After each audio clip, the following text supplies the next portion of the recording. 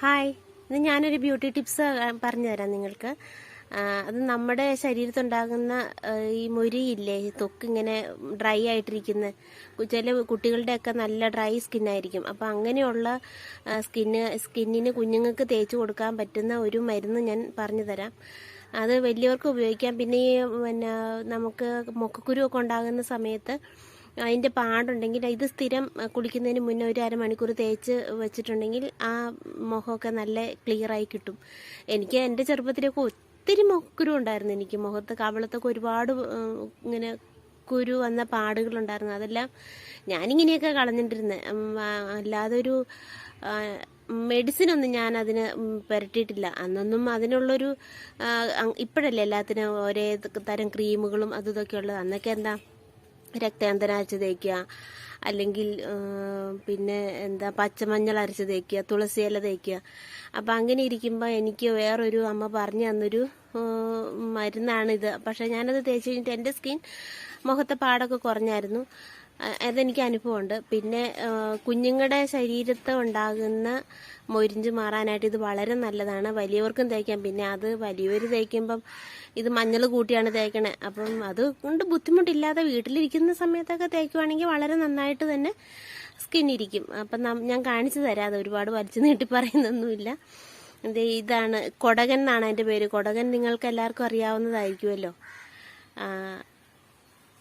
അപ്പം അതൊന്ന് കാണാം.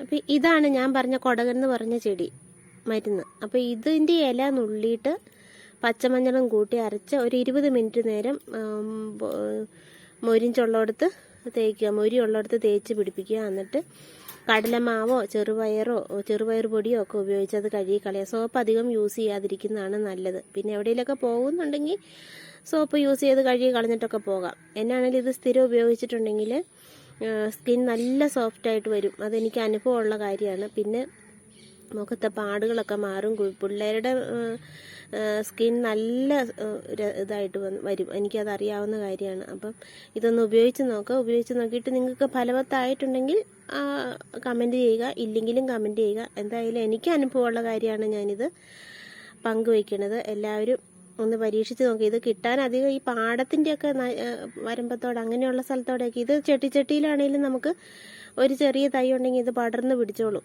കുഴപ്പമൊന്നുമില്ല. അപ്പം ഒന്ന് യൂസ് ചെയ്ത് നോക്ക് എല്ലാവരും കേട്ടോ. ഇതും പച്ചമഞ്ഞളും മാത്രം മതി, വേറൊന്നും ചെയ്യണ്ട.